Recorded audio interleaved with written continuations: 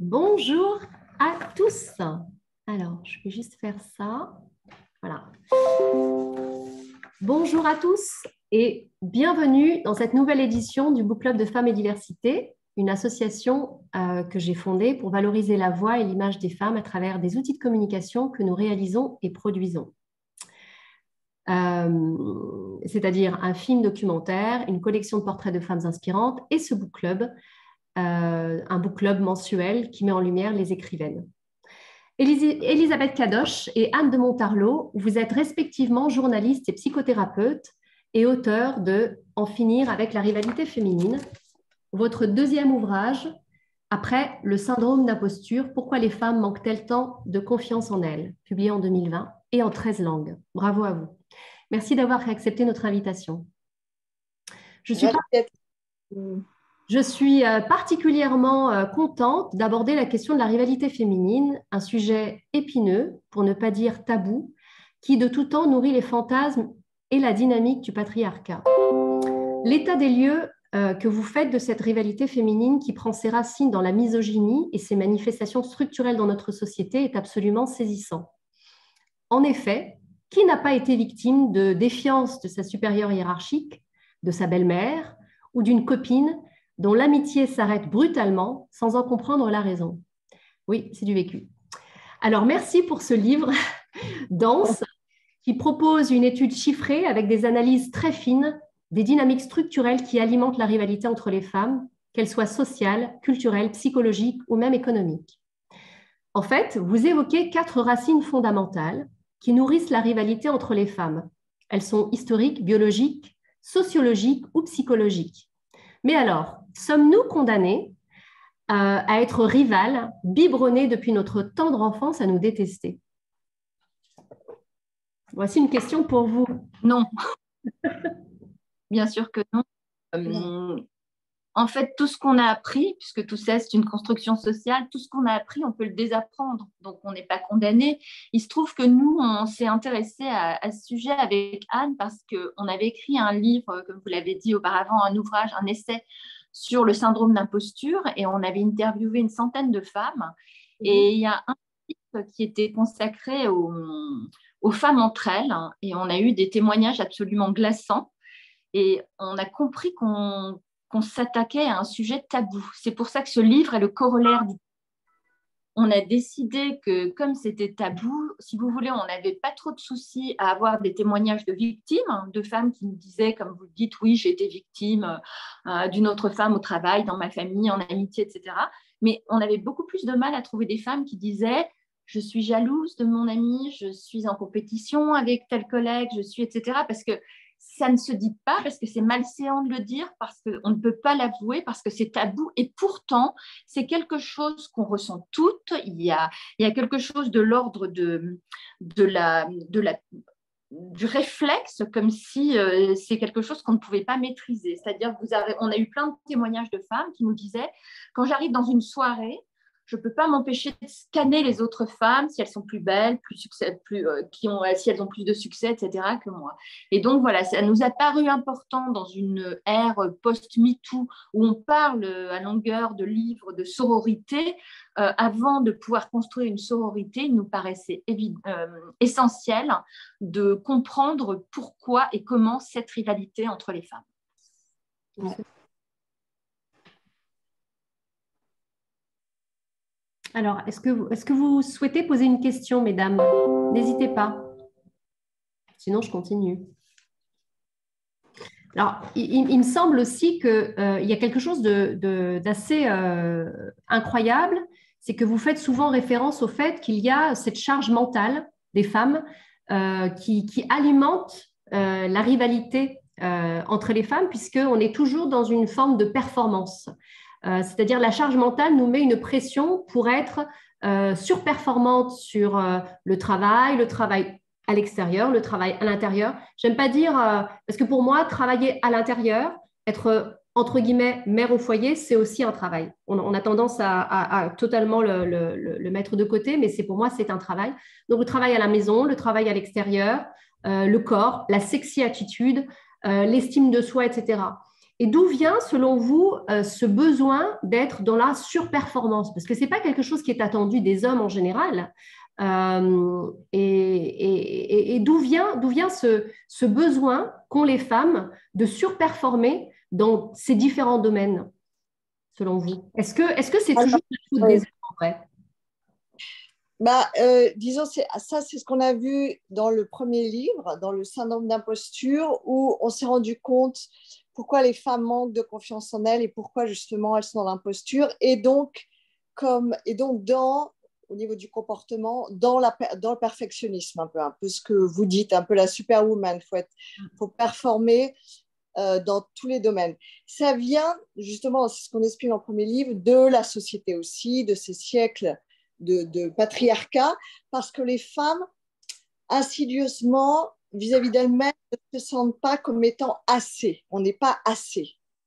Donc, et ça se retrouve dans beaucoup de domaines. On n'est pas assez. C'est que si on n'est pas assez, on n'a pas assez le corps qui est désiré, évidemment, par l'homme, hein, enfin par la société patriarcale, on n'est pas assez dans tout. Donc, on met souvent en marche un comportement qui va essayer de combler ce déficit, cette imposture, en étant dans la perfection.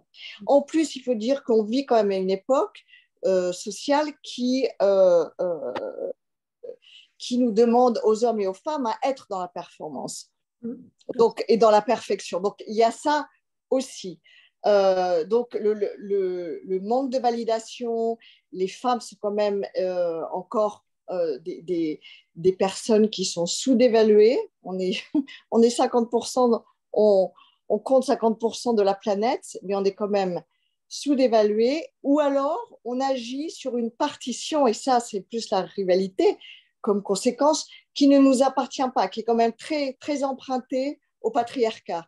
Donc, on est dans la rivalité, on est dans la performance par rapport, et ça c'est très important, à des paramètres qui sont masculins, parce que la femme reste l'objet du désir de l'homme.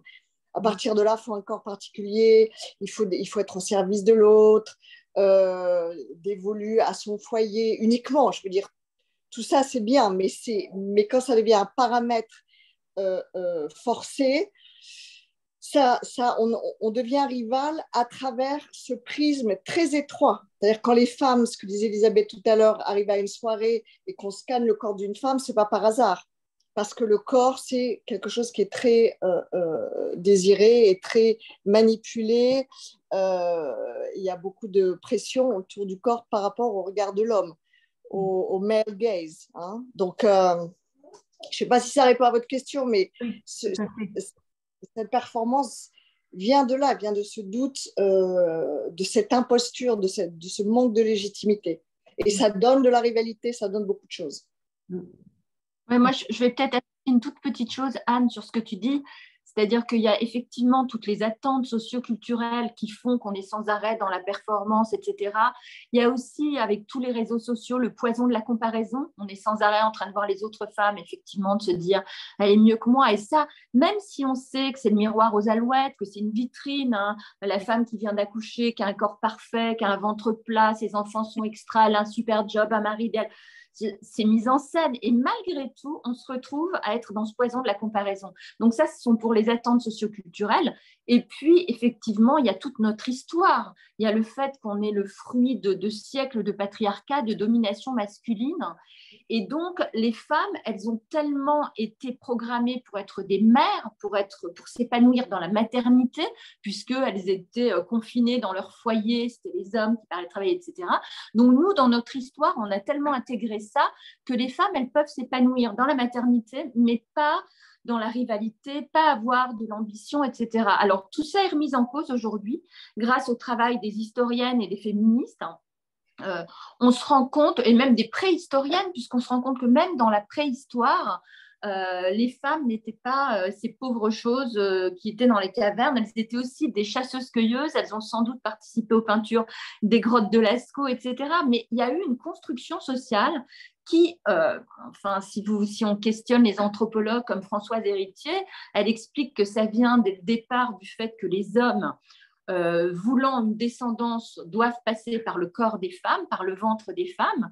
Et donc, les femmes restent à la maison, dévolues au foyer, à la maternité, aux enfants, et eux, ils vont à l'extérieur. Et de cette construction sociale est né le fait que les femmes ont de plus en plus assumé cette charge mentale, cette charge aussi du foyer, cette charge émotionnelle. Et il y a d'ailleurs un très bon livre que je viens de lire de Manon Garcia qui s'appelle « On ne n'est pas soumise, on le devient ». Elle reprend le titre de Simone de Beauvoir, et où elle explique qu'en fait, c'est vraiment une construction, c'est-à-dire aux hommes le courage, l'ambition, etc., et aux femmes la soumission, la gentillesse, la sollicitude, etc. Donc voilà, tout ça, ça nous maintient dans un état où on est sans cesse dans le « il faut faire attention aux autres », et on a cette charge mentale qui est démultipliée. Voilà. Alors, mesdames, si quelqu'un veut poser une question, n'hésitez pas à lever la main, hein. Je poursuis. Je n'ai pas trouvé la main, en fait. Alors, moi, j'ai un avis contraire. Hein. Je ne suis pas d'accord que forcément, c'est à cause des hommes qu'on est rival. C'est plutôt un petit peu notre interception, comment on voit le monde, et aussi l'éducation. Par quelques exemples que j'ai vus, ce n'est pas forcément les femmes. Par contre, cette rivalité peut être... on peut utiliser les hommes. C'est-à-dire pour salir une femme, en fait, on va l'accuser de tel ou tel acte. Donc ça, c'est fréquent, j'imagine. Et ce que j'ai remarqué aussi. Ça, c'est un point. Alors, ma question, en fait, la rivalité, pourquoi elle est différente, en fait, la rivalité entre femmes par rapport à celle des hommes? Et pourquoi on a du mal, en fait, à faire la différence entre solidarité et rivalité? En fait, généralement, c'est une solidarité cachée, malheureusement. Donc, cette différence, et elle est due à quoi, en fait? Est-ce que l'éducation, l'éducation, oui. Je vais peut-être répondre à la première partie de votre question, et votre deuxième question, la différence homme-femme, peut-être je te laisserai répondre, Anne. En fait, on a vraiment questionné tous les domaines où s'exprimait la rivalité et toutes les explications possibles de cette rivalité. Elle existe, elle est là, elle est indéniable. En revanche, là où on vous rejoint, c'est qu'on dit que si la rivalité est expliquée par à des origines sociales, historiques, voire biologiques, psychanalytiques, psychologiques, etc., en revanche, c'est notre responsabilité à nous de la perpétuer. C'est-à-dire que ce n'est pas un homme qui va venir derrière vous pour vous dire va critiquer une telle ou une telle. Donc ça, c'est une chose. En revanche, on a bien identifié qu'il y avait un phénomène d'intériorisation de la misogynie. C'est-à-dire que quand vous regardez une femme et que vous avez une remarque malheureuse sur elle, vous avez intégrer ce male gaze dont parlait Anne tout à l'heure, c'est-à-dire qu'en fait, le male gaze, c'est une expression qui veut dire regard masculin, qui a été théorisée par la critique et réalisatrice britannique qui s'appelle Laura Mulvey, où elle explique qu'en fait, toute la culture populaire est construite sur le regard de l'homme hétérosexuel. Voilà. Et on a tellement intériorisé cette misogynie qu'on la reproduit parfois même de façon inconsciente. En revanche, effectivement, c'est notre responsabilité et vous avez raison, c'est par l'éducation, c'est par la sororité, c'est par les modèles et l'exemple qu'on va sortir de cette rivalité. En revanche, elle existe, elle est là. Et Anne, je vais peut-être te expliquer la différence. Oui, en fait, la rivalité, vous avez raison quand vous posez la question, est-ce qu'il y a une différence? Elle est universelle, elle est unisexe. Les hommes et les femmes éprouvent ces sentiments de rivalité, c'est-à-dire de compétition, de jalousie et d'envie.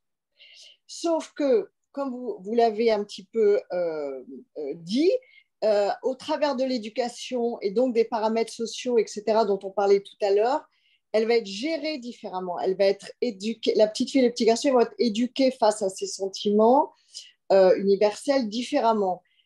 Et ça, c'est depuis la cour de récréation. Ça commence là. Où le petit garçon, quand il va être en rivalité, quand il va vouloir quelque chose, ça va être, c'est un petit gamin, c'est un petit bambin fort et plein de vie, alors que la petite fille, elle va être quand même éduquée pour être plus sage, Donc déjà, quand on élève une petite fille à être plus sage, on lui ôte un petit peu, elle est inhibée un petit peu de ce sentiment d'envie, de compétition, peut-être de colère. Tout ça, c'est un petit peu tapis très vite.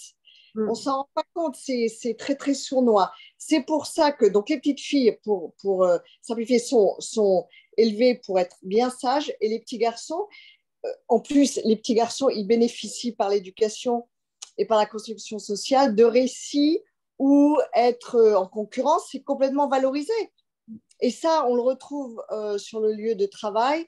On a mis des études dans le livre sur ça, justement. Quand les femmes sont en conflit au travail, c'est très mal perçu. C'est-à-dire que c'est perçu comme étant comme le fait de générer davantage de problèmes, ça ne va pas régler ce qui se passe, alors que des hommes qui sont confiés au bureau, donc ça commence à la cour d'école jusqu'au bureau, il y a quand même une perception, ça met les choses en mouvement, quelque chose de positif va en sortir. Donc, on est vraiment empêtré là-dedans. Les petits garçons aussi, ils ont une autre approche par rapport à leur mère. C'est-à-dire que, bon, ça c'est un autre sujet, c'est la relation à la mère. C'est-à-dire que nous, les filles, on garde l'empreinte d'un modèle fusionnel. Alors que les petits garçons, ils s'aperçoivent assez vite qu'ils n'ont pas le même corps que leur mère. Et donc, il y a toute une construction psychologique autour de ça, où ils sont plus vers l'extérieur, donc ils vont plus accueillir tout ce qui est compétition, dispute. C'est moins difficile. Ils sont plus face à face que nous, les femmes, on est plus côte à côte. Et donc ça aussi, ils se construisent avec des modèles, avec des schémas de hiérarchie. Les petits garçons, ils évitent très vite de se retrouver en bas de l'échelle, ils veulent être puissants. Alors que les petites filles, elles sont plus à discuter, à utiliser la parole, à utiliser leur affect. Et ça perdure après. Hein. Je veux dire, ça ne part pas. C'est pour ça qu'elles recourent souvent à des stratégies de passif-agressif. Beaucoup. C'est-à-dire que toutes ces compétences, malheureusement, émotionnelles, cette intelligence émotionnelle que les femmes, elles ont, elles se retournent ça contre elles. Elles retournent ça contre elles. Et ça peut être très violent. Donc, il y a une réponse violente comme les garçons, mais elle est beaucoup plus cachée, comme vous disiez tout à l'heure. Elle est beaucoup plus cachée. Tout est beaucoup plus caché avec les femmes. C'est derrière. Peut-être définir le passif agressif, Anne, là. Pardon? Peut-être peux-tu définir le passif agressif? Oui, bah le passif agressif, c'est une agression relationnelle. C'est-à-dire que l'on agresse l'autre avec des mots, on utilise l'ostracisme, on répand des ragots, on éjecte une personne, ça s'est arrivé tellement souvent du jour au lendemain d'un groupe. Et le problème du passif agressif par rapport au fait de recevoir un coup de poing, disons, ou d'avoir une conversation très claire et très incisive, ce que font les hommes, le passif agressif, quand on est victime de ça, on ne comprend pas vraiment ce qui se passe. On ne comprend pas pourquoi on se fait exclure du jour au lendemain, pourquoi est-ce qu'on va être victime de ragots un peu rapidement. Donc, on ne sait pas vraiment quel est le chef d'accusation et que l'on nous porte. Et pourtant, on est exclu. Donc, c'est très violent et ça met en marche une espèce de rage. C'est-à-dire que ça va plus loin que la colère. Et ça, les femmes ont beaucoup ça en elles, mais c'est extrêmement enfoui. C'est une espèce de rage. Parce qu'elles ne peuvent pas exprimer leur colère. Elles peuvent pas, parce que ça aussi, il faut le dire. Alors, excusez-moi, est-ce qu'elles ne peuvent pas ou elles manquent de moyens? On est pauvre au niveau des outils, en fait, de communication. Oui, on est pauvre de ce côté-là parce que la société, c'est malséant pour une femme de crier ou de taper son poing sur la table parce qu'une femme doit être douce, elle est soit taxée d'être hystérique, folle, elle perd ses moyens, elle perd le contrôle. Une femme qui se met en colère, elle perd le contrôle. C'est perçu comme ça. Oui. Alors, un homme, on le dit, mais donc c'est pas perçu de la même façon chez les hommes, la colère, que chez les femmes. Et d'ailleurs, hier, je rentrais enfin, j'étais dans un train, bref, et je suis tombée sur un article très intéressant où il y a des groupes de colère, shouting club, je ne sais pas comment dire, où on peut exprimer la colère, qui a démarré en Australie, qui est après en Écosse, qui est en Angleterre, où les femmes se réunissent la nuit et crient. Alors, il y a beaucoup de femmes qui crient dans leur voiture, qui crient seules, qui ne crient pas au sein du foyer. Alors, elles peuvent crier de temps en temps, mais trop crier avec ses enfants, on est hystérique. Trop crier avec son mari, on est folle. Donc, même si les femmes, on le fait, mais c'est très mal vu. Donc, on est muselé. Il y a beaucoup de... Vas-y, Elisabeth. Vous parlez, Anne Parlot. Pardon, je voudrais juste dire par rapport à et par rapport à cette manière d'exprimer ou non les choses. C'est vrai que ça s'exprime dans le foyer, mais c'est surtout au travail qu'on voit ça. C'est-à-dire qu'au travail, vous allez avoir un double langage. Si vous avez un homme qui crie, qui remet les choses en place, on va dire « waouh, c'est un leader charismatique ».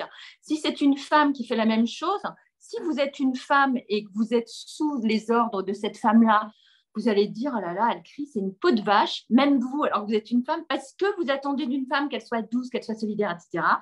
Et si c'est pas vous, enfin, c'est pas votre directrice, mais c'est quelqu'un qui crie, tout de suite, il ne va pas y avoir le côté c'est une leader charismatique, il va y avoir effectivement ce mot auquel on recourt toujours pour taxer les femmes qui crient un peu, qui parlent fort, c'est une hystérique. Donc, soit on va dire c'est une mégère, ça c'est la version Shakespeare, soit on va dire c'est une hystérique. Et les femmes, quand l'ambition leur vient, comme elles n'ont pas appris, elles n'ont pas eu les outils pour exprimer cette rivalité, eh ben, elles vont garder ça et ça va déborder en rancœur. Alors, soit, comme l'a dit Anne, avec des agressions indirectes, du passif agressif, des rumeurs, des ragots, etc. On voit bien que ça se fait même chez les jeunes. On a des études qui nous montrent que quand il y a je ne sais pas comment on dit, du bullying, il y a du pardon, voilà. Quand il y a du harcèlement scolaire, ce sont souvent des groupes qui excluent une autre fille, en général la plus belle ou la plus intelligente, etc. Donc ça, c'est vraiment parce que comme les femmes n'ont pas appris qu'elles pouvaient exprimer leur colère, elles ont recours à ces agressions indirectes pas glorieuses. Et puis, vous avez dit, Leïla, ça peut exister effectivement au travail, mais aussi en amitié. Alors souvent, c'est parce que les amies, elles ont des temporalités différentes. Si vous valorisez, en général, vous avez une amie, vous valorisez les mêmes choses qu'elle. Donc, si vous avez des valeurs alignées, par exemple, vous vouliez être mère, c'est le rêve de votre vie, ou être peintre, ou j'en sais rien, et que votre amie réalise votre but avant vous, en même temps, vous allez être très contente pour elle parce que c'est votre amie et c'est normal. Et en même temps, vous ne pouvez pas vous empêcher d'avoir un petit pincement. Et nous, il y a une auteure qu'on adore qui s'appelle Suzanne Shapiro-Barash, qui est experte du genre, qui dit les filles, il faut commencer à accepter que si jamais une de vos amies vous dit voilà, mon enfant entre à Harvard, ou je suis enceinte, ou je viens de me fiancer, ou etc. Vous avez un petit pincement au ventre. Pourquoi? Commencez à réfléchir pourquoi, qu'est-ce que ça vous enlève? Donc voilà, il y a tout ça, il y a le fait qu'on l'admet moins qu'on est en rivalité. En fait, c'est pas tant que les hommes ne sont pas en rivalité, c'est que nous, on ne sait pas assumer cette rivalité. On ne sait pas comment l'assumer. Oui, on ne sait pas comment la gérer, on ne nous a pas appris. Et puis, il y a aussi toute la relation, en parlant de rivalité au travail, ça peut faire renaître un petit peu une face par rapport au rapport à l'autorité, entre autres, ça peut faire renaître un petit peu la relation inconsciente qu'on a eue avec sa mère, qui est souvent ambivalente, parce que quand on a une mère, en général, on reçoit des soins, de l'amour, des soins émotionnels, etc. Mais on reçoit également de la frustration et du conflit. Donc, on garde cette empreinte en nous. Et puis, des années plus tard, quand on est au travail, sur le lieu de travail, et qu'on a une autorité au-dessus, une N+1, etc., elle peut être souvent, on peut avoir affaire à une boss qui peut être tour à tour maternante, copine, et puis après qui vous tombe dessus et qui fait valoir son autorité. Ça peut réveiller notre relation à notre mère. Mais ça, c'est inconscient. C'est pour ça que, enfin, c'est pas, on l'a pas tout de suite en tête. C'est c'est une empreinte sur laquelle il faut réfléchir. Et comme disait Elisabeth, dès qu'on sent la rivalité, qui est somme toute normale, il faut se demander, mais qu'est-ce que je ressens? Qu'est-ce que ça réveille en moi? Qu'est-ce que ça veut dire? Il faut faire ce petit travail pour savoir comment y répondre. Alors, nous, on a écrit le livre pour qu'il y ait davantage d'outils, parce qu'il faut y répondre, parce que c'est normal. Je veux dire, et nous, d'ailleurs, ce que l'on dit de façon immédiate, c'est qu'il faut accepter qu'on peut être gentil, bienveillante, etc. Et aussi dans l'envie et dans la jalousie, il faut le dire. Il faut le dire à sa copine. C'est pas une honte. Parce que nous, on porte ça en tant que honte. Les hommes, ils ont un récit mâché, écrit. Tout est là pour s'exprimer là-dessus. Nous, on l'a beaucoup moins. Donc, il faut se rendre compte de tout cela, de tous ces aspects pour justement y répondre de façon sans se faire du mal, avec de la honte, avec de la souffrance, avec de la rage, avec de la colère, on ne sait pas trop comment y faire, pour y répondre le mieux possible, disons, et l'assumer. Oui, parfois c'est difficile parce que c'est vrai que la rivalité, c'est donc la concurrence de personnes qui aspirent au même succès, aux mêmes avantages, mais c'est souvent mêlé justement d'envie ou de jalousie, c'est-à-dire parce que veut l'autre ou avoir peur qu'on nous enlève quelque chose. Et autant la rivalité, on peut essayer de gérer, autant l'envie et la jalousie, ce sont des émotions, donc elles sont humaines et elles sont inévitables, comme tu le disais, Anne. Et parfois, en plus, la frontière est poreuse, on ne sait pas bien identifier. Donc voilà, c'est important de poser tout ça. Et aujourd'hui, cette rivalité, cette jalousie sont davantage, je pense, attisées par les réseaux sociaux qui nous présentent une vision très lisse en fait de la réalité, une perfection de la vie des gens, etc. Et ça peut provoquer un sentiment pas d'imposture, mais de jalousie, d'envie vis-à-vis des influenceuses, quoi. Oui, parce que c'est très binaire. Je veux dire, c'est beaucoup plus complexe et ça empêche la réflexion. C'est vraiment le nivellement par le bas un petit peu. Il faut faire attention à ça parce que c'est très c'est blanc ou noir. Bien ou on est nul. Et on sait bien que la vie n'est pas comme ça. Il faut rentrer dans la complexité. Il faut comprendre tout ce qui se joue quand on est dans la compétition, etc. Mais ça attise énormément. Ça, c'est pas propre aux femmes. Hein. Je veux dire, les réseaux sociaux, il y a une violence sur les réseaux sociaux qui sont aussi pour les hommes. Maintenant, ce qui nous a interpellés, nous, c'est qu'on a pris des exemples, on a étudié quelques exemples sur les réseaux sociaux, et notamment, il y a une jeune femme qui s'appelle Camille Charrière, qui est magnifique, qui se marie dans une robe un peu transparente, et elle se retrouve sur les réseaux sociaux avec un tombereau d'insultes où les femmes lui disent « Vous n'êtes pas une journaliste, vous êtes une traînée, vous êtes un embarras pour votre famille, de toute façon, ce mariage ne va pas durer », enfin, des choses d'une violence inouïe. Et là, elle se rend compte que ce sont uniquement des réactions de femmes. Donc, ça l'interroge et elle a écrit un très bon article, je crois, dans le Harper's Bazaar, enfin, les journalistes au Elle UK, au Elle anglais, et elle écrit un article où elle dit non, ce n'est pas une opinion, c'est de la misogynie intériorisée. Donc, voilà, c'est aussi ça, les réseaux sociaux. Hein. Il y a une violence. Et aussi... Oui, des réseaux. En fait, j'ai l'impression, hein, parce que récemment, là, j'étais un peu victime de ce genre d'harcèlement, il n'y a pas longtemps, en fait. C'était un live. Et comme si on se permet, en fait, comme c'est une autorisation de dire on a un moyen de faire mal à une personne. Ouais, et on se permet parce que ça va changer, j'imagine, ça va donner une autre, peut-être, ampleur à cette rivalité. Oui, et puis d'abord, sous couvert d'anonymat, vous avez raison, on peut tout se permettre. Hein. On s'appelle Lollipop 215, personne ne va venir vous chercher.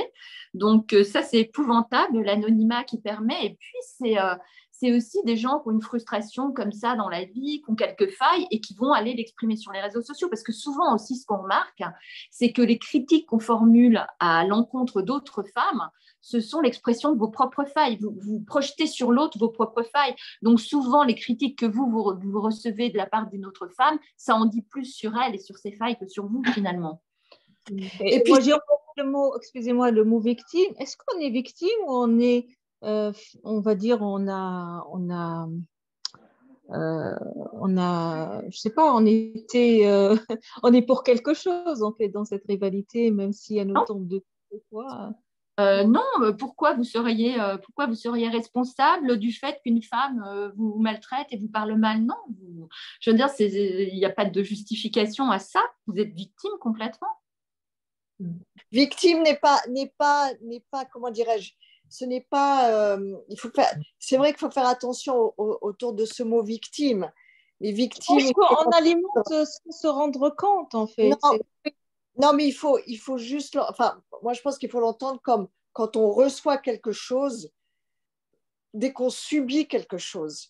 Et c'est vrai que sous couvert d'anonymat, beaucoup de personnes en profitent un petit peu pour se venger ou, comme disait Elisabeth tout à l'heure, projeter des parties en elles-mêmes qu'elles ne veulent pas gérer ou voir ou comprendre. Et donc, c'est très facile de projeter. Enfin, ça, c'est une dynamique psychologique fondamentale. On projette des choses qu'on ne veut pas avoir chez soi. Donc, on le projette, on critique. Tout ça, ce sont des révélateurs. Donc, c'est là où je vous rejoins. C'est là où il faut se dire, mais pourquoi est-ce que je fais ça? Pourquoi est-ce que j'ai le droit de ne pas aimer quelque chose? Bien sûr, de ne pas être en accord. Non, mais pour vous, pour votre expérience, pas votre expérience, mais par rapport, par exemple, à la jeune femme Camille Charrière dont on vous parlait tout à l'heure. Camille Charrière, en l'occurrence, elle s'est mariée pendant le confinement. Elle a choisi une robe. Alors, c'est une jeune femme qui est libre, qui fait ce qu'elle veut. Elle a un très beau corps, voilà. Elle a mis une robe un peu transparente. Évidemment qu'elle ne méritait pas toutes ces critiques et enfin ces choses d'une violence inouïe, quoi. Je veux dire, elle fait ce qu'elle veut. Oui. Vous voyez, alors après, alors sa robe était transparente, elle l'a cherchée, mais non, au nom de quoi? Je veux dire, elle fait ce qu'elle veut. On n'est pas là pour aller juger les gens. Mais bien sûr, c'est sur un terrain, le corps, la transparence du corps, montrer le corps, dévoiler le corps, etc. On est sur une partition qui n'appartient pas aux femmes. Si on était, enfin, c'est ce qui appartient aux femmes, mais le corps des femmes est quand même extrêmement perçu à travers ce qu'on disait le male gaze. C'est-à-dire que et tous ces soulèvements de moralité, etc., par rapport au corps, tout ça, c'est de la misogynie intériorisée. Il faut quand même en prendre conscience. Si ce n'était pas un problème, si ce n'était pas un paramètre, on ne parlerait pas de ça. Il y aurait d'autres fronts d'attaque. Hein. Je veux dire, par exemple, les hommes sont en rivalité. Essentiellement, eux, ils ont un peu plus de chance, entre guillemets. C'est qu'ils ont un terrain qui est beaucoup plus étroit, c'est-à-dire qu'ils sont vraiment victimes de la performance économique, performance sexuelle. Eux, ils ont une injonction de ça. Mais c'est essentiellement sur ça. Nous, les femmes, on a 15 000 injonctions et en plus, elles sont contradictoires.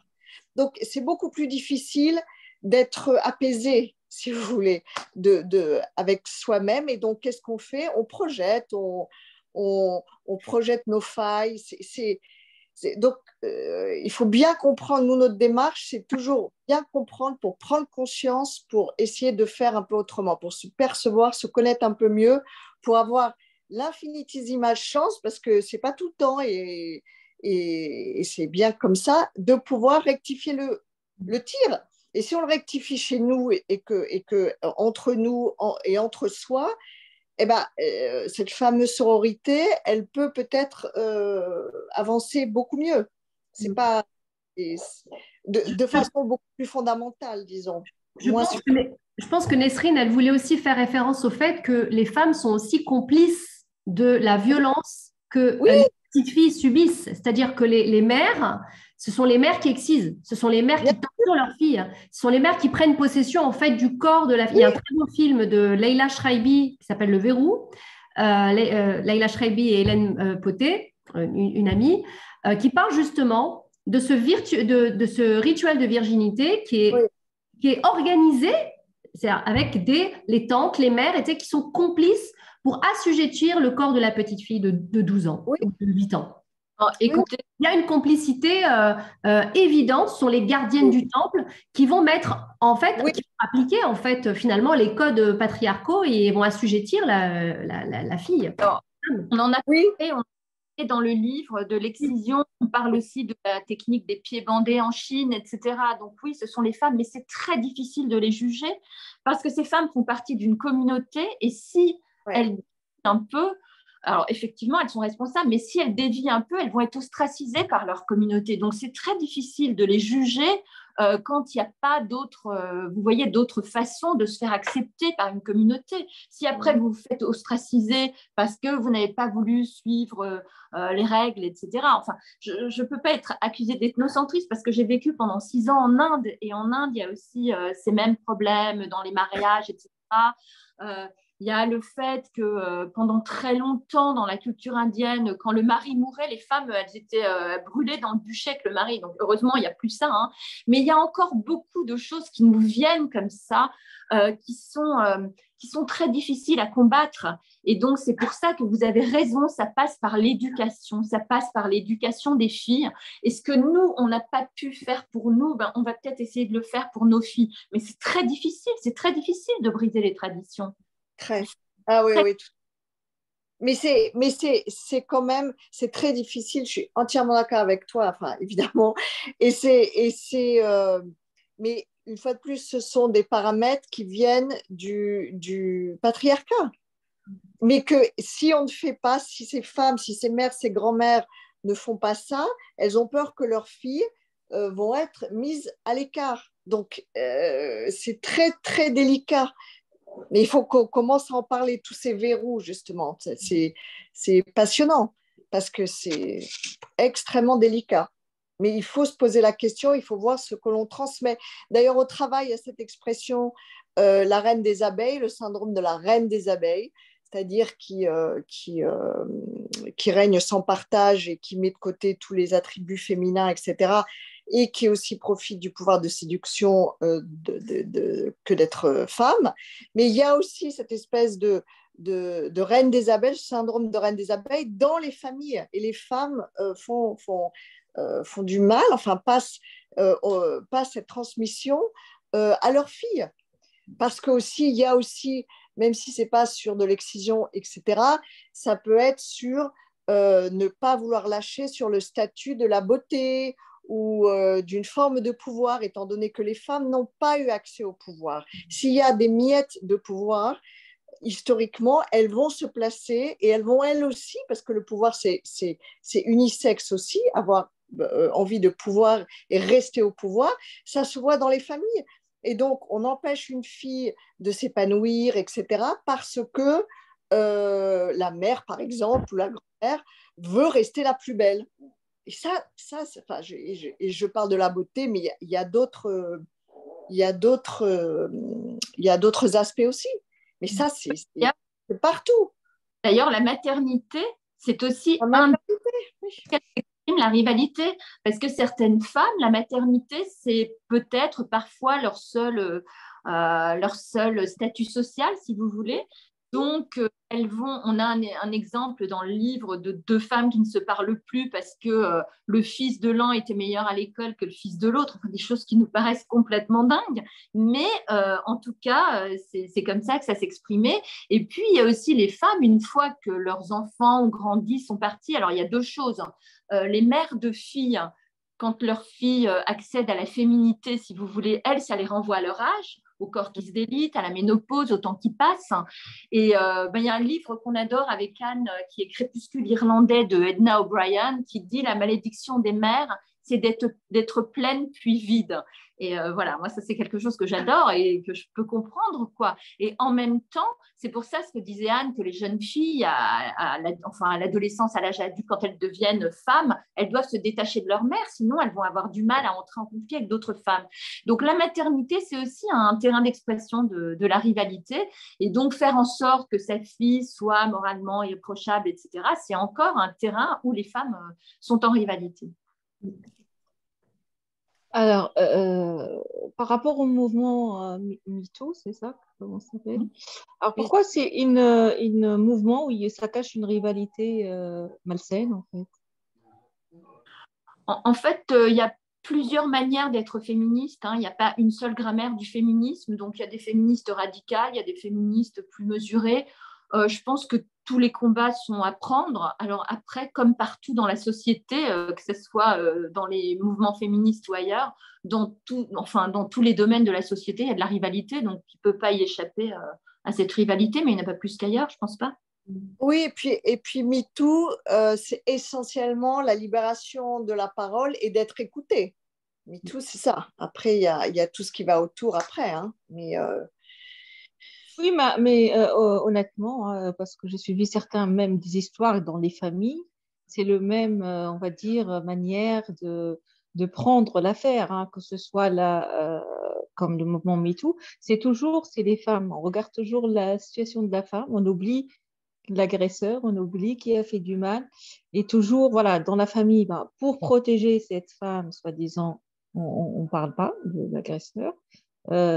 Ou sinon, voilà, il y a Voilà. peut-être une histoire pareille pour salir la victime. Ça, c'est un problème social. Comment défendre, en fait, comment hausser la voix, comment parler, Ouais. Voilà, on manque de moyens, j'imagine. Ah oui, alors ça, c'est une vraie perception sociale. Ouais. Ça a eu cette vertu MeToo qui a été qu'on a enfin écouté les femmes et qu'on a enfin dit que la honte changeait de camp. C'est-à-dire que c'est pas à la fille qui a été violée d'avoir honte, c'est à l'homme qui a violé d'avoir honte, évidemment. Mais c'est vrai qu'il y a encore un langage qui est enfin, on a encore une manière de communiquer balbutiante là-dessus. Dans les journaux, c'est une femme a été violée. Elle est passive. On devrait dire un homme a violé. On devrait vraiment inverser enfin, voilà, toute la syntaxe, tout le langage, tout ça, c'est encore en construction parce que, enfin, Anne a coutume de dire qu'il y a un décalage entre ce qu'on veut et la société. Et c'est vraiment ça. Je ne sais pas si tu veux continuer là-dessus, Anne, mais c'est vrai. Oui, on vit, il y a beaucoup de percées et de compréhension et de paroles et d'écoute, mais la société, l'être humain, la femme, les hommes, d'ailleurs aussi pour d'autres raisons, se trouvent confrontés à un système, à quelque chose de systémique qui est lui en arrière, qui est truffé encore de biais sexistes. Donc tout ça prend du temps pour que les verrous sautent et que les compréhensions et que la reconstruction se perdure. Hein, donc et puis, c'est un petit peu comme le trauma, c'est Boris Cyrulnik qui disait ça, c'est-à-dire qu'il se passe quelque chose, mais la perception du groupe va faire que la personne qui est touchée va s'en sortir ou s'en sortir un petit peu moins bien. Donc le groupe, le système, la société, ça a un impact. C'est pour ça que dans le premier livre, quand on parlait de confiance en soi, on a fait ça aussi pour que les femmes se déculpabilisent. Il ne faut pas que ça devienne une injonction parce qu'il y a tout le système derrière. Il y a ce poids, cette ombre au tableau gigantesque qu'il faut prendre en compte. Et puis les doubles injonctions, comme tu disais, c'est-à-dire si vous prenez, si vous mangez au resto et que vous mangez un peu trop, on va dire, ah bah dis donc, tu as de l'appétit, tu n'as pas peur pour le bikini, machin. Mais si vous mangez juste une petite salade, vous êtes anorexique. Si vous n'êtes pas maquillée et que vous avez des cernes, on va dire, bah, tu te négliges un peu. Et si vous vous maquillez, vous êtes une traînée. Donc, on est tout le temps, nous, les femmes, victimes de doubles injonctions. Ouais. Donc, au mieux, on y perd son latin. Au pire, on développe un syndrome d'imposture et on ne sait pas comment agir. Donc, c'est très compliqué. Ouais. Et l'imposture, bien sûr, anime la rivalité. Bien sûr. Ça, c'est sûr. Hein. C'est-à-dire quand on n'est pas bien, quand on est en imposture, on ne se sent pas légitime, on va en vouloir. Absolument. Mais sans avoir le droit d'en vouloir, parce que ça aussi, c'est normal. Mais sans avoir vraiment les plateformes d'expression. C'est en fait, entre femmes. C'est-à-dire qu'il est naturel. Pardon, Anne, en fait, il est naturel d'être jalouse d'une amie qui a plus ou quoi, donc le mieux, c'est d'en parler. Là où ça devient toxique, c'est quand vous lui souhaitez du mal. Là, ça devient vraiment toxique et ça dégénère et c'est une rivalité. Heureusement, elles ne sont pas toutes comme ça. Il y a des exemples, hein, bien sûr. Dans le livre, on a un exemple qu'on a mis entre sœurs, puisque la rivalité peut bien sûr exister entre sœurs, mais normalement, les sœurs, c'est un... Enfin, moi, j'ai 3 sœurs que j'adore et Anne aussi, tu as une sœur. En général, c'est un laboratoire pour la vie future, pour la vie sociale. On surpasse ça et puis voilà, on sait comment se comporter avec les femmes. Mais on a mis l'exemple des sœurs Jackie Kennedy et Lyra Dzivil, qui est édifiant, quoi. Ces deux sœurs, elles sont élevées complètement par leur mère dans la rivalité pour faire le meilleur mariage, avoir le plus d'argent possible. Alors déjà, au départ, hein, c'est pas terrible. Et puis, quand Lee Radziwill épouse le prince Radziwill, elle se dit, ça y est, j'ai gagné, je suis princesse. Et là, sa sœur va épouser le président des États-Unis. Et bien sûr, elle ne tient pas la comparaison. Et quelques années plus tard, quand John Kennedy est assassiné, Lee vole au secours, au chevet de sa sœur pour la rassurer, pour être avec elle. Et à l'époque, elle est avec Aristote Onassis. Et quand 4 ans plus tard, elle arrive sur l'île de Aristote Onassis et qu'elle voit que Jackie est en place, elle sent qu'il se passe quelque chose. Et Jackie lui aurait dit laisse-le-moi, j'en ai besoin. C'est épouvantable. Mais bon, ce sont des anecdotes, bien sûr, mais c'est parfois révélateur. Ce qu'on veut dire, c'est que la rivalité, elle peut être saine, comme dans le sport. On va se battre pour le poste, pour quelque chose qu'on désire, et ça va se passer bien si on se dit les choses, si on ne marche pas sur la tête des autres. Et puis, elle peut se révéler parfois toxique, délétère, si elle commence à outrepasser un peu les limites de quelque chose de moral. Alors, Sophia, est-ce que tu as une remarque ou des questions, Raja? Raja, il faut réactiver le micro. Alors, c'est bon. Bonjour à toutes. Tout d'abord, je suis très, très contente d'être avec vous. Je me présente rapidement, Leïla? Oui, rapidement. Très rapidement. Je m'appelle Raja, j'ai 32 ans. Et il y a quelques mois, j'ai fondé une ASBL ici à Bruxelles. Une association. Ah oui, chez vous, vous dites, voilà, je suis belge ici. Et c'est une association pour la sororité de Belgique. Et c'était sur base du constat justement de la rivalité féminine. Et j'avais personnellement vécu quelque chose de très, très, très violent. Bon, je ne vais pas rentrer dans les détails, mais j'avais quelques aspirations féministes, mais pas plus que ça. Je vivais ma vie tranquillement, en dénonçant à droite, à gauche, mais jamais vraiment plus que ça. Et puis là, c'était tellement traumatisant. C'était de la part d'une féministe en plus. Ah oui. Donc, dans le monde des féministes, c'était incroyable en fait. J'étais choquée, d'autant plus que j'étais venue pour aller chercher de l'aide. Et elle avait concrètement participé à ce que le harcèlement de cet homme-là soit supérieur et dure encore plus. Donc, c'était vraiment extrêmement violent. Et elle faisait partie d'une association, d'ailleurs, musulmane. Donc, il y avait quelque chose chez elle comme un rôle de féminisme washing, un petit peu pour nettoyer un petit peu le blason islamique. Et puis, j'avais la sensation qu'il y avait comme une forme, je ne sais pas si on appelle ça comme ça, une omerta autour de ça.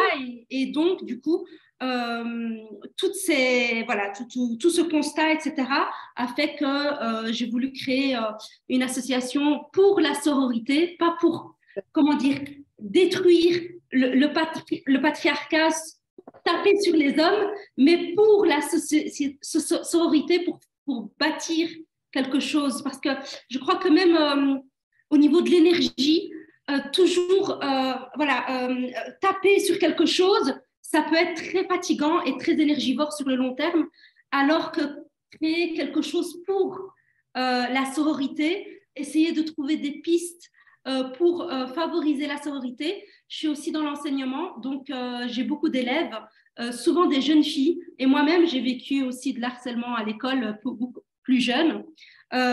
J'ai souvent des jeunes filles qui sont en pleurs et qui me parlent de leurs expériences de rejet à l'école. Et c'est souvent de la part d'autres jeunes filles en secondaire, mais déjà en primaire. Hein, c'est surréaliste parce que c'est depuis toute petite à croire qu'il y a un disque dur qui est déjà programmé et un petit peu pour, je ne sais pas, quelque chose. Mais aujourd'hui, on a eu plein de pistes de réponses par rapport à ce qui se passe dans les écoles primaires, ça vient de l'éducation, évidemment. Et puis j'étais pas là au tout début, mais on a aussi d'autres pistes qui font partie un petit peu du côté un peu primitif. Voilà, un jour, j'avais entendu une féministe raconter que ça venait, comment dire, du fait qu'on nous laisse des miettes. Oui, bah, c'est ce que je À disais. la base. Ouais. Et alors, ici, j'ai essayé de noter un petit peu toutes des solutions qu'on pourrait apporter pour favoriser la sororité. Et à part, voilà, je peux vous les dire très rapidement. Et alors, si vous pouvez les compléter. Donc, quelques solutions. Raja, est-ce que tu as lu le livre? Encore, non? Bon, il faudra lire le livre parce que justement, elle donne des pistes voilà, de solutions. Et quelle est ta question ou ta remarque? Comme ça, on avance. Alors, ma question, c'est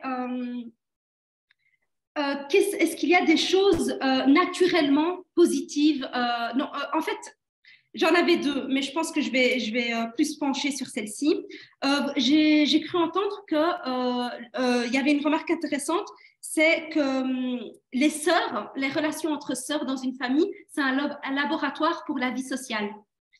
Et je voulais savoir justement, quand il y a certaines familles où le rapport entre les sœurs est déjà assez conflictuel, est-ce que comment dire, est-ce que ça produit du coup chez ces filles-là qui subissent de la rivalité ou qui en sont les instigatrices, est-ce qu'elles vont devenir soit excessivement rivales, enfin excessivement dominatrices avec les autres femmes dans la vie sociale, future, au travail, etc., ou alors excessivement dominées, donc un tempérament comme ça, où elles sont tout le temps en train de faire des compliments aux autres filles, très soumises, en fait, excessivement soumises pour essayer d'avoir justement de la sororité, en fait, essayer d'aller chercher de la sororité là où elles n'ont pas pu le trouver dans un environnement familial insécure. Voilà, est-ce que voilà, c'est vraiment dans le cocon familial que tout se joue? Voilà.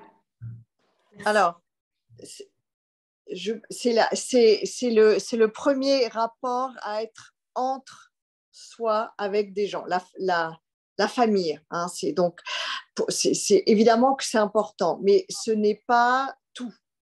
Ça ne répond pas à tout. Mais ça donne, si vous voulez, si on n'a pas fait un travail sur soi, ça peut laisser un pli psychologique. Alors, vous parliez tout à l'heure, là maintenant, des sœurs. C'est vrai que les enfants en général, frères et sœurs ou sœurs, ils se disputent, les frères et sœurs se disputent un peu l'amour des parents. Qui va être le préféré, la préférée, donc, ou pas. Hein, après, ça dépend de l'éducation des parents. Pour les filles, c'est vrai qu'il y a, en psychanalyse, il y a le complexe d'Electre qui fait qu'inconsciemment, la petite fille, donc toutes les petites filles de la fratrie, vont à un moment donné se détourner de leur mère pour vouloir, entre guillemets, épouser leur père, être la préférée aux yeux de leur père. Et donc ça, déjà, ça crée une rivalité avec la mère. Donc on est en concurrence, on est en rivalité. Okay. Après, il y a tout cette espèce de lutte de pouvoir avec de l'amour aussi pour avoir l'attention des parents. Qui a obtenu l'attention des parents le plus? Quel type d'étiquetage est-ce que les enfants ont reçu? Par exemple, c'est courant que les parents donnent des étiquetages. Alors, elle, c'est celle qui est belle, celle qui est intelligente. Lui, c'est le créatif. Lui, c'est le beau gosse. Donc, il faut prendre tout ça en compte pour la famille et se dire qu'est-ce qu'on m'a transmis. Donc, il faut faire un petit travail de réflexion parce que ça peut laisser des plis. Je ne sais pas si c'est aussi, parce que vous disiez, est-ce que du coup, elle va être dominée ou dominante? Je ne pense pas que ça soit aussi clivé que ça, mais ça va laisser, si ce n'est pas revisité, ça peut laisser un comportement, un pli, une odeur, une saveur psychologique. On va être habitué. Si on a été la préférée, on va vouloir dominer. Si on est l'aîné aussi, parce que on est. Donc, c'est sûr qu'il faut voir, il faut réexaminer tout ça. Mais comme disait Elisabeth tout à l'heure, en principe, ça se ça s'équilibre au bout d'un moment parce que la vie rentre en jeu, il y a d'autres relations, on a des amis, on a des partenaires, on a des expériences humaines qui viennent un petit peu influencer ce qu'on a reçu au départ. Hein.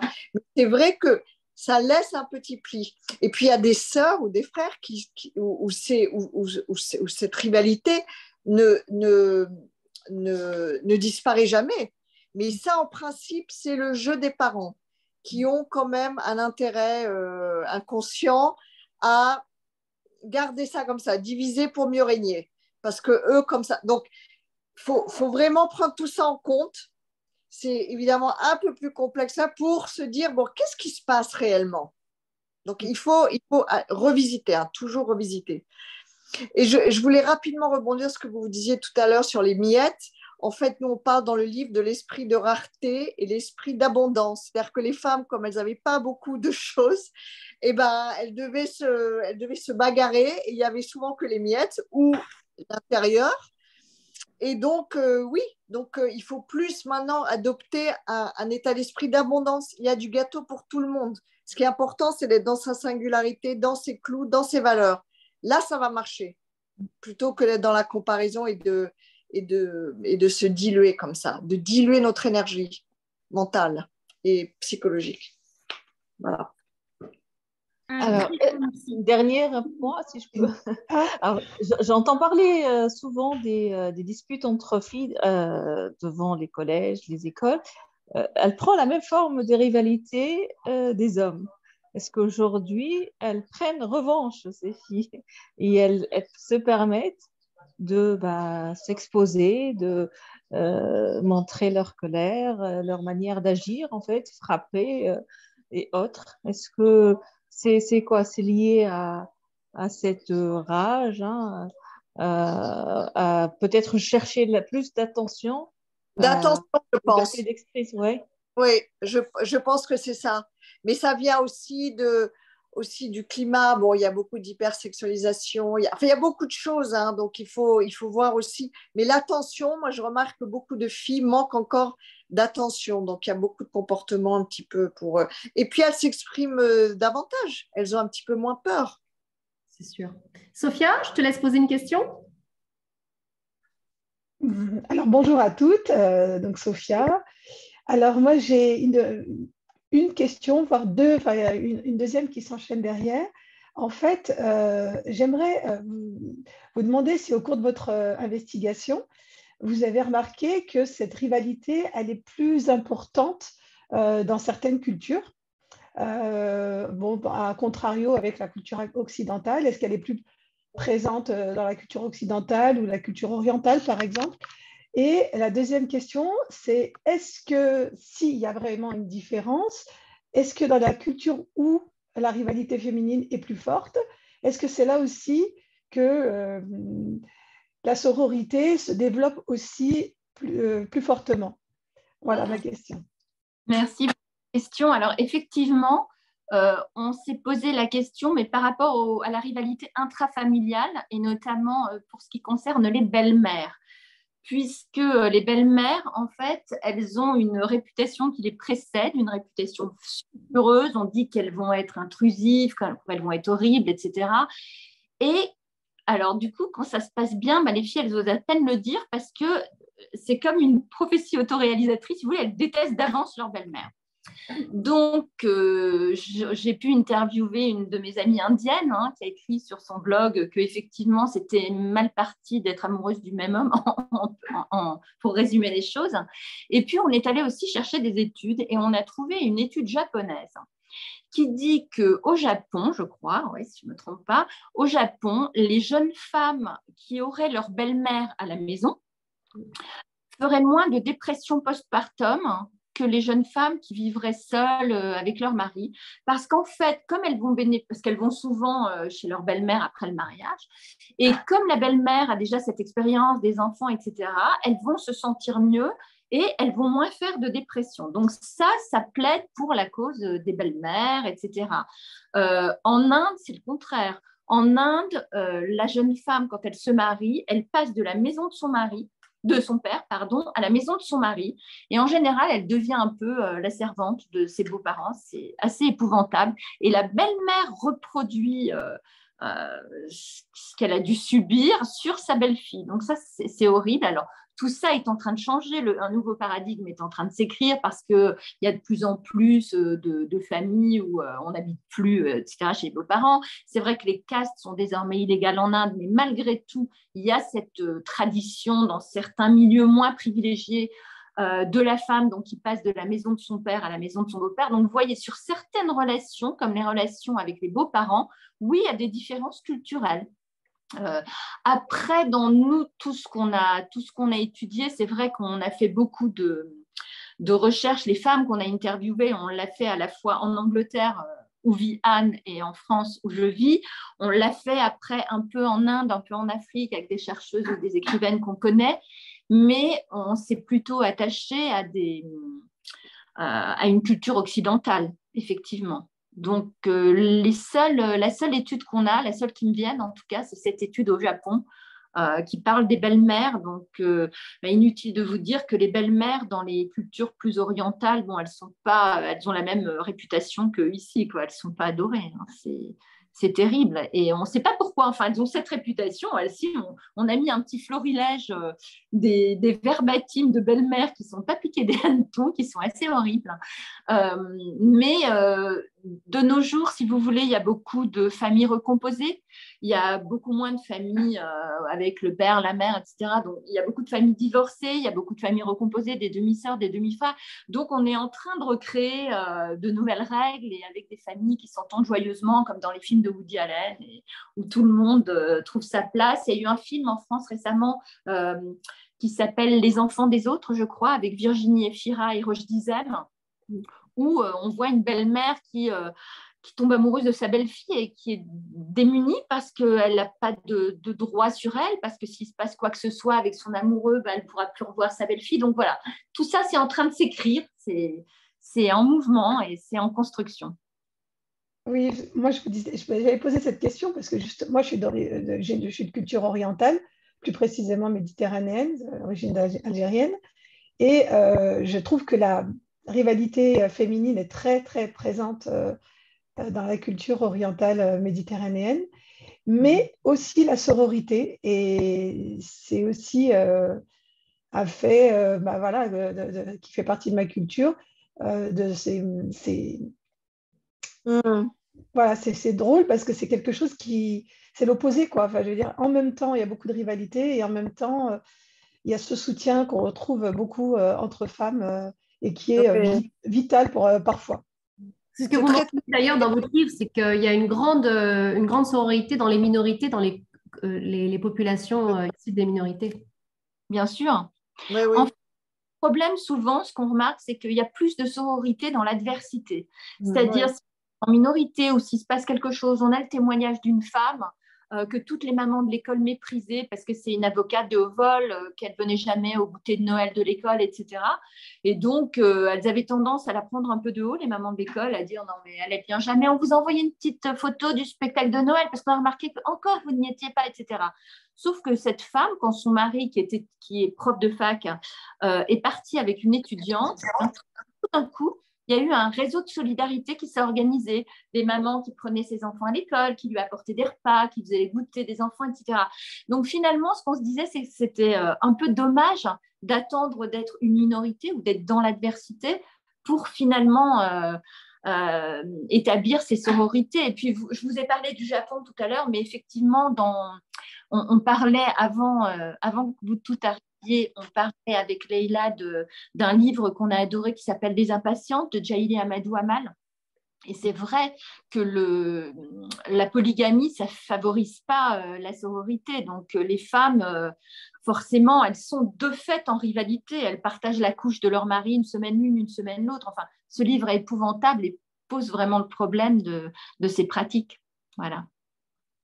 Absolument. Anne, vous voulez ajouter quelque chose ? Non, non, c'est tout à fait ça. C'est sur l'adversité. Les femmes, traditionnellement, se sont toujours réunies pour commisérer ensemble. Quand tout va mal, on a beaucoup de soutien. Mais ce qui est intéressant, c'est quand tout va bien, quand on a du succès, assumer le succès, nous, on s'en est rendu compte. Hein, enfin, c'est beaucoup plus délicat. Là, il y a beaucoup moins de témoignages de sororité ou de solidarité. Donc, l'envers du décor, l'émancipation dans le contexte où on peut avoir plusieurs vies, on peut avoir plusieurs dimensions dans notre existence, la maternité, le travail, enfin, selon ce que l'on choisit. Quand on réussit, entre guillemets, c'est très délicat. Et ça peut amener à beaucoup de rivalité. Et on en parle dans le livre. Il y a des exemples, ça change, où il faut amplifier la voix des femmes, il faut souligner. Il y a beaucoup d'exemples dans le sport. La force des femmes, quand une femme elle est forte physiquement, quand elle est forte émotionnellement, il faut le dire, il faut complimenter, il ne faut pas complimenter que sur le physique, mais sur la force, enfin physique dans le sens être bien apprêtée, etc. Hein. Mais ne pas avoir honte souligner tout ça. Oui. Et les femmes doivent se faire l'écho de ça, parce que ça ne va pas venir des hommes forcément, enfin un peu peut-être la nouvelle génération des petits garçons, mais il faut souligner tout ça. Et pas simplement être là quand ça va mal, mais vraiment faire des compliments. Il suffit de faire des petits groupes de WhatsApp, 2-3, il ne faut pas avoir une légion derrière, 2-3 personnes vraiment qui sont là, qui vous encouragent, qui soulignent toutes vos qualités, tous les succès, tout ça. Enfin, et la force. Parce que ce qui est quand même très paradoxal, c'est que les femmes, quand même, on met des enfants au monde si on décide d'en avoir, et on fait plein de choses, mais on est élevé dans la faiblesse. C'est quand même un paradoxe complètement schizophrène, hein, presque. Donc, Et en plus, en étant solidaire, en étant dans cette sororité saine, on est aussi un rempart contre les violences qu'on subit individuellement et collectivement. C'est-à-dire qu'aujourd'hui, si on en est, malgré toutes ces campagnes de mobilisation, encore avec un féminicide qui n'arrête de monter, c'est parce que précisément, nous n'avons pas pris la responsabilité d'être dans cette sororité saine et absolument indispensable, en fait. Oui, oui. Et puis... mais ensemble, principe, c'est ce que disent les filles du Média Club L, et c'est assez vrai. Et puis moi, pour donner 2 autres petites choses, je dirais que à notre niveau, même si on n'est pas engagé, même si on n'est pas féministe, même si arrêtez de médire des autres femmes, arrêtez de juger sur le physique, arrêtez de dire du mal tout simplement. Et puis accepter aussi de déplaire aux hommes. C'est pas très grave de se mettre du côté des femmes dans l'entreprise. Ils ne t'aiment pas, on s'en fiche. Ils vous trouvent pas, on s'en fiche. Il y a un moment, il faut aussi apprendre ça. Je pense que ça nous élèvera. À déplaire. On arrive au terme, mesdames. C'est un livre qui est absolument dense, absolument intense, que je vais relire, que je vais prêter. Mesdames, lisez-le, offrez-le pour Noël. C'est un très beau livre qu'on peut offrir à sa belle-mère ou à sa sœur ou à, ou à sa mère ou à sa fille. Elisabeth et Anne, je vous laisse le mot de la fin avant de conclure de mon côté. Non, eh bien, moi, je voulais vous remercier toutes un dimanche comme ça d'être venues nous écouter. Merci Leïla de nous avoir invités. Et c'est vrai qu'en s'emparant des sujets comme ça, tabous, en renversant les choses, en disant les choses, en acceptant aussi les choses, parce que nous, on s'est un peu heurté à ça aussi quand on a commencé le livre avec Anne, quand on a dit qu'on préparait un livre, ne serait-ce qu'à notre éditrice, hein, sur la rivalité, on nous a dit « mais non, mais ça n'existe pas, maintenant on est dans la sororité, mais pourquoi vous faites ça? Vous voulez jeter de l'huile sur le feu, vous voulez essentialiser les femmes, vous allez encore… » Mais si on ne le fait pas nous, je veux dire, qui va le faire quoi? Donc voilà, je pense que c'était essentiel de faire ce travail. Anne, je te laisse finir. Élie, tu as cette phrase, moi j'aimerais finir par la phrase que tu dis souvent de Christophe André sur l'admiration, parce que ça, je pense que ça résume un petit peu le mindset, l'état d'esprit qu'il faut avoir entre nous, les femmes, par rapport à tout ce qui a été déjà dit. Oui. C'est ce que tu le dis très bien. Un psychiatre et un psychothérapeute qu'on adore. Et il a cette phrase géniale dans un de ses livres, il dit « Un des remèdes à l'envie, c'est l'admiration. Admirer au lieu d'envier et essayer d'acquérir les qualités que vous enviez chez l'autre. » Et pour nous, c'est vraiment toujours, effectivement, tu as raison, Anne, le mot de la fin, parce que… Merci beaucoup pour ces propos. Franchement, ça met du baume au cœur, ça donne des frissons. Alors moi, j'aimerais juste dire que cette modélisation du genre